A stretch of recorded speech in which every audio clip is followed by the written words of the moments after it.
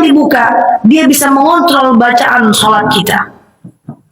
Nggak bisa saja, saya itu lebih khusyuk kalau pejam mata, makruh. Mau ibu lebih khusyuk dalam gimana pun, hukumnya makruh. Oke? Jadi lebih bagus sholat itu buka mata, buka bibir. Nomor berapa lagi yang makruh? 5. Makruh hukumnya menahan kentut dalam sholat. Sering ya. Jadi kalau kentut dalam sholat, jadi kentut itu inti, kentut itu kayak mana ya ngomong kentut ya? Kentut itu kalau ditahan makruh, dibuang batal. Batas kentut itu adalah salam ke kanan, salam ke kiri kentut tidak apa-apa. Karena rukun sholat cuman salam ke kanan, salam ke kiri tidak rukun, sunnah saja. Jadi kalau kita sholat, Assalamualaikum warahmatullahi wabarakatuh, tut, bunyi dia, tidak perlu ulang sholat, selesai, aman dunia. Tapi kalau Assalamualaikum, ulang lagi dari awal.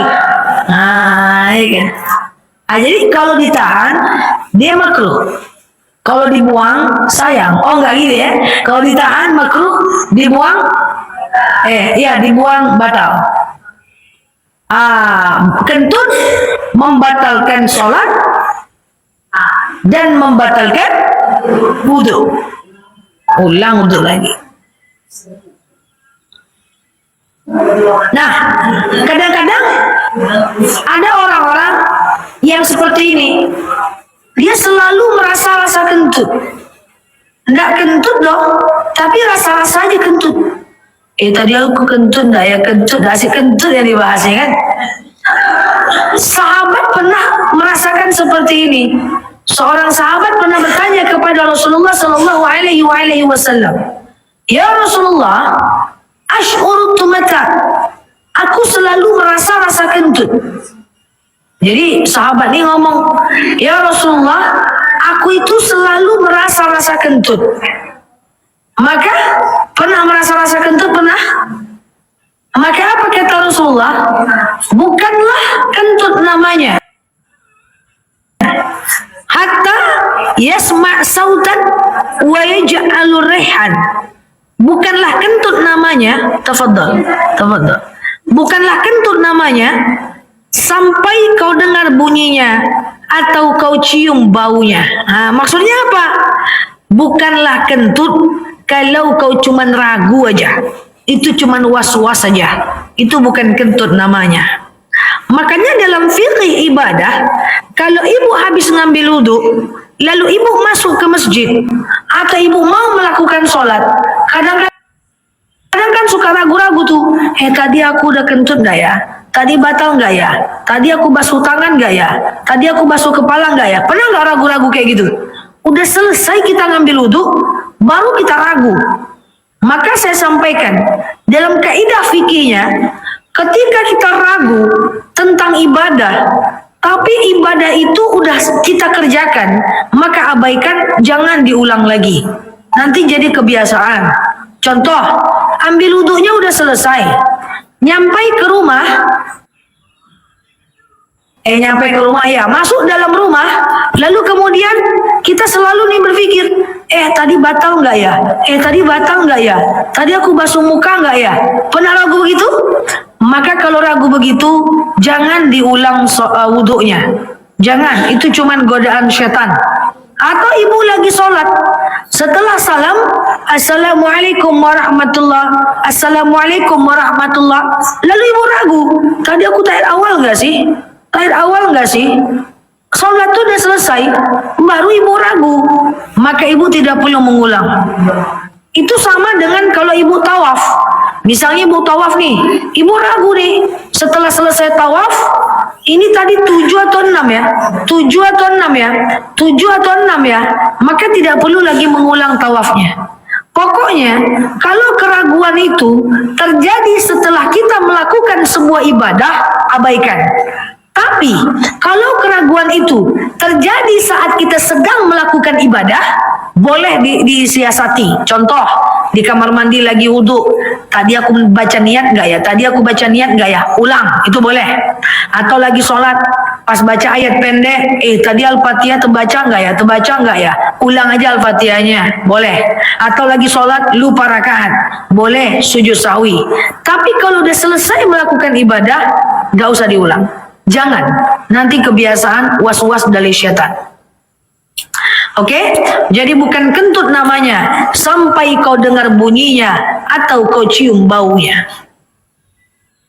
Tapi bukan berarti kentut itu yang harus berbunyi dan berbau, bukan. Iya kan? Kemudian lanjut sedikit lagi.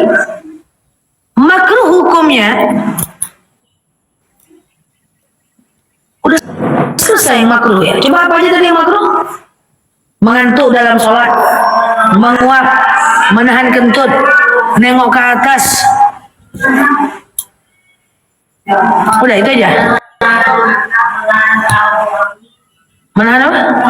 Oh iya, menahan kentut, menguap, nutup mulut dan nutup bibir dalam sholat. Itu makruh. Iya kan? Nah, clear. Selanjutnya terakhir, sebelum saya lanjut, makruh hukumnya sholat perut lapar, kecuali puasa. Makan dulu boleh. Jawab azan makan dulu, maka ibu sholat. Nah, jadi kita udah bahas apa saja yang dibolehkan dalam sholat, apa saja yang dimakruhkan dalam sholat. Kita masuk poin terakhir, apa saja yang membatalkan sholat. Tapi kita review sebentar. Apa saja tadi yang dibolehkan dalam sholat? Yang dibolehkan, 1, binatang peliharaan mengganggu kita dalam sholat tidak batal. Menggendong anak dalam sholat kalau terdesak tidak batal. Membunuh binatang berbisa dalam sholat tidak batal. Menangis dalam sholat tidak batal. Bersin, batuk, pilek, flu, berdehem, berdahak tidak batal. Menangis dalam sholat tidak batal. Apalagi bu? Hah? Oh iya, merubah arah kiblat. Kalau di tengah sholat kita tahu kiblat kita salah, arahkan aja kiblatnya. Lanjutkan sholat, tak perlu diulang. Itu yang dibolehkan dalam sholat. Tapi kalau batuk keluar pipis batal.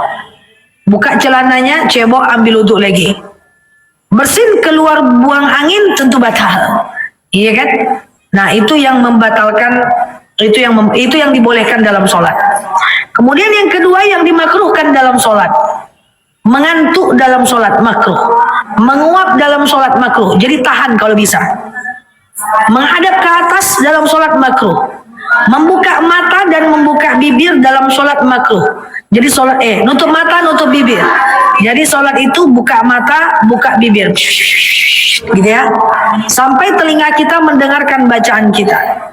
Selanjutnya makruh menahan kentut dalam sholat. Jadi kentut itu kalau bisa dibuang saja, kalau ditahan makruh. Kemudian makruh hukumnya mengantuk dan perut lapar. Yang makruh ini boleh dikerjakan, tapi Allah tidak suka. Ditinggalkan baik. Kalau ibu lagi sholat berjamaah, ibu pengen kentut, buang aja, ambil wudhu lagi, keluar dari shaf, nggak apa-apa. Ada orang sholat berjamaah, dia kentut nih, dia biarkannya aja terus. Dia sholat, alasannya kemaslahatan umat. Kenapa kemaslahatan umat?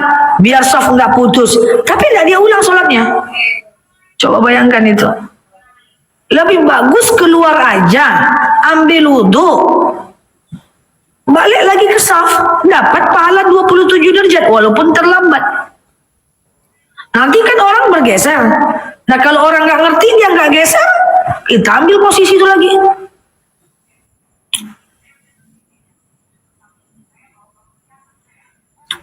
Paham? Selanjutnya, terakhir, apa saja yang membatalkan sholat? Pertama, ketawa dalam sholat atau menahan ketawa itu batal. Ibu lagi sholat diganggu oleh suami, diganggu oleh anak, ketawa, ditahan, jangan lanjutkan sholatnya, batal itu.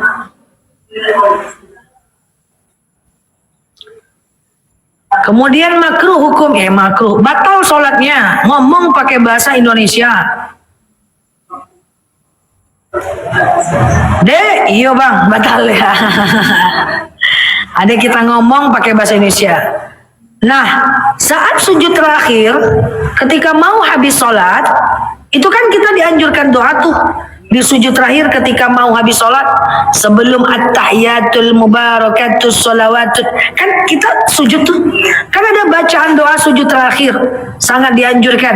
Allahumma rzuqni makhraja, Allahumma rzuqni makhraja, Allahumma rzuqni makhraja. Ya Allah, berikan aku jalan keluar. Dianjurkan baca sebanyak 11 kali. Terus kalau doa ketika sujud terakhir, ketika mau habis sholat, doanya di dalam hati pakai bahasa Indonesia boleh. Kalau tapi tutup bibirnya dalam hati. Berbicara selain bacaan sholat batal. Selanjutnya, batal sholat kita kalau kita terkena yang membatalkan wudhu. Apapun yang membatalkan wudhu tentu batal sholat. Ya kan? Misalnya ibu-ibu yang saya sayangi karena Allah dalam sholat kayak tadi kentut, batal dia. Kemudian ketika sholat, nah coba jawab, ketika sholat tahu-tahu kita tekan tuh sebentar, batal nggak tuh? Kalau itu batal nggak?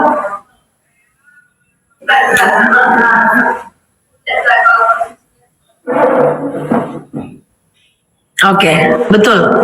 Jadi kalau kita lagi sholat nih, kayak gitu ya, itu tidak batal. Selagi posisinya masih posisi sholat, kan itu juga tidak membatalkan wudhu kan? Ibu kalau duduk santai, cuma gitu-gitu doang, ibu nggak batal wudhu. Misalnya mendengarkan ceramah ustadz dari maghrib menjelang isya, perut kenyang, ibu tertidur, tapi pada posisi duduk, ibu tidak batal wudhu. Ibu dalam posisi duduk, ibu kan gini-gini nih, itu nggak batal wudhu. Tapi kalau ibu nyandar atau ibu baring, maaf ya, sehingga pinggul ibu sudah nggak tercecah ke tanah, ke lantai, maka dia batal. Dikhawatirkan hilang kesadaran. Hilang kesadaran membatalkan wudhu. Jadi bagi ibu-ibu yang suka-suka tertidur dalam kondisi ngantuk seperti itu, tidak membatalkan wudhu. Tidak membatalkan sholat dan tidak membatalkan wudhu. Apalagi sholat berjamaah. Terakhir, masih dalam kitab Sayyid Sabiq, dalam fikih ibadahnya dijelaskan yang membatalkan sholat, ya ibu sudah tahulah, ya kan, makan, minum dan seterusnya. Wallahu a'lam bishawab. Inilah beberapa hal yang dibolehkan dalam sholat, dimakruhkan di dalam sholat, dan yang membatalkan sholat. Jadi kalau ibu berada pada posisi-posisi yang membatalkan sholat, berhenti. Berada pada posisi yang dibolehkan dalam sholat, lanjutkan. Berada pada posisi yang dimakruhkan dalam sholat, usahakan jangan lakukan. Tapi kalau dilakukan juga, maka tidak jadi masalah. Cuman usahakan dihindarkan makruh dalam ibadah. Semoga bermanfaat ibu-ibu yang saya sayangi karena Allah. Kalau mau tahu lebih banyak, itu kitabnya sudah ada terjemahan, boleh dibeli kitabnya dimanapun, Sayyid Sabiq, judulnya Fiqih Ibadah. Kalau itu udah ada terjemahannya. Tapi apa yang saya sampaikan ini sepertinya sudah ada sehari-hari, jadi sudah cukup paham lah. Kalau kita dengar tadi dari awal sampai akhir. Nah, sebelum saya tutup, kalau sholat tadi nggak pakai celana dalam, selagi mukenanya tertutup, itu nggak ada masalah. Tetapi pastikan mukenanya betul-betul tertutup dan tidak. Kok ketawa? Hah? Mukenanya benar-benar tertutup dan tidak menerawang. Menerawang. Tafadhol.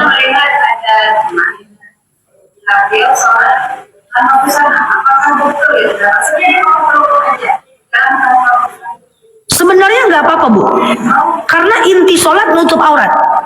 Sholat pakai gamis boleh, kan nutup aurat. Tidak pakai telukung boleh, kan nutup aurat.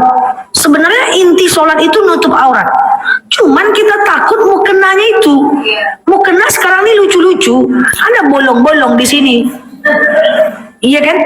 Ada yang rambut kita keluar-keluar. Ada yang terbang jukil balik dia waktu kita ruku. Iya, makanya jangan lagi pakai mukena parasut-parasut. Boleh, tapi mukena parasut itu adalah mukena untuk traveling, untuk jalan. Kita berpakaian sempurna dulu, baru kemudian kita pakai mukena parasut. Sehingga kalaupun akhirnya kita begitu dia tetap kita dalam keadaan nutup aurat. Dan boleh nggak membenarkan kain sarung yang hampir jatuh atau membenarkan mukena yang terbang? Ya, itu boleh saja dibenarkan sebelum ternampak auratnya. Tafadhal.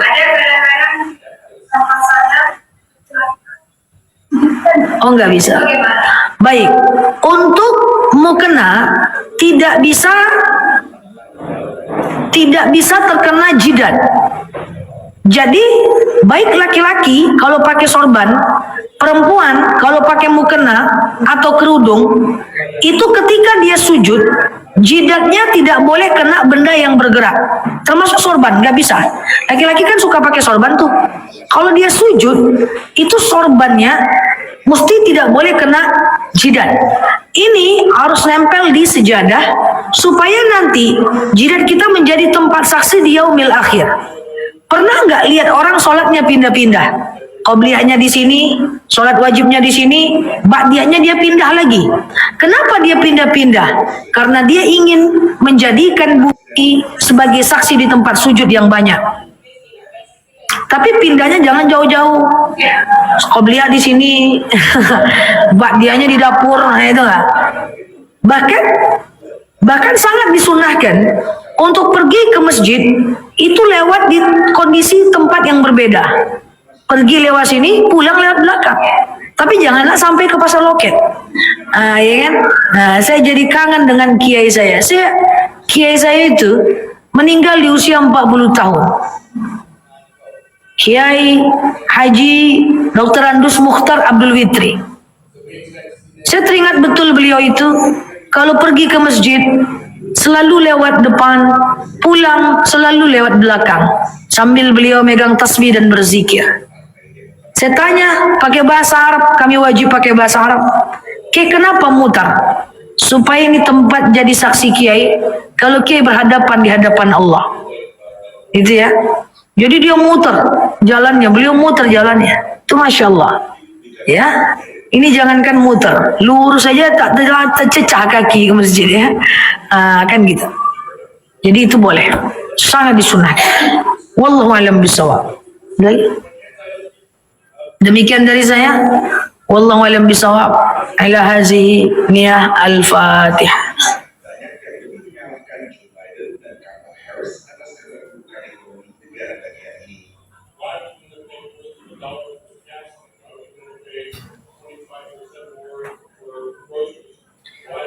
Amin ya Allah, amin ya Rahman, amin amin ya mujibas sa'ilin. Allahumma salli ala Sayyidina Muhammad wa ala ali Sayyidina Muhammad.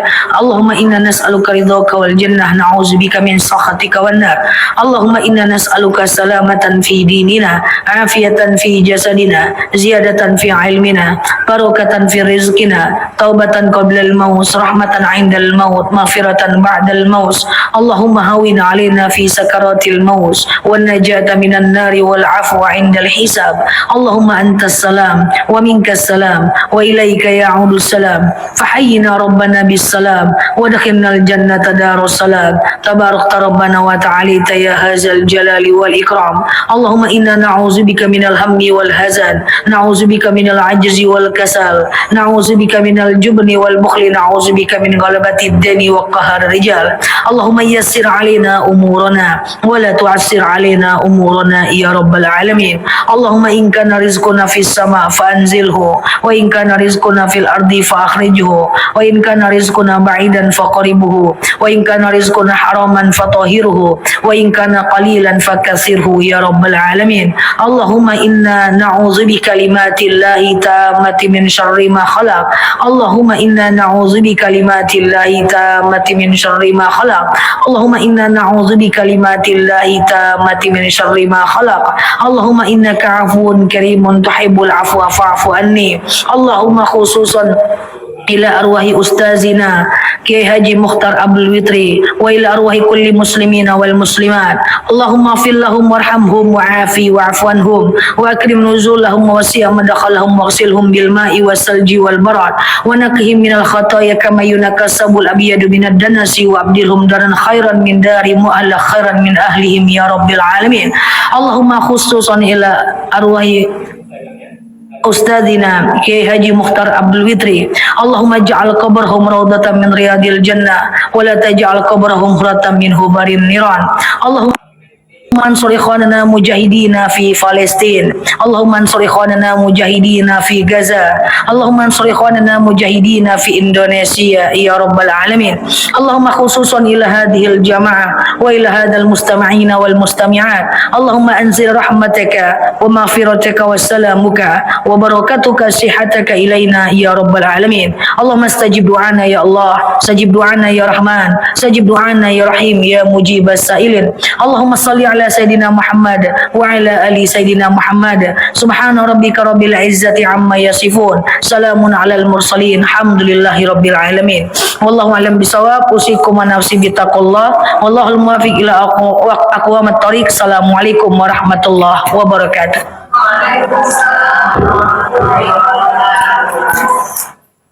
Oke. Tafadhal Bu. Iya. Jazakallahu.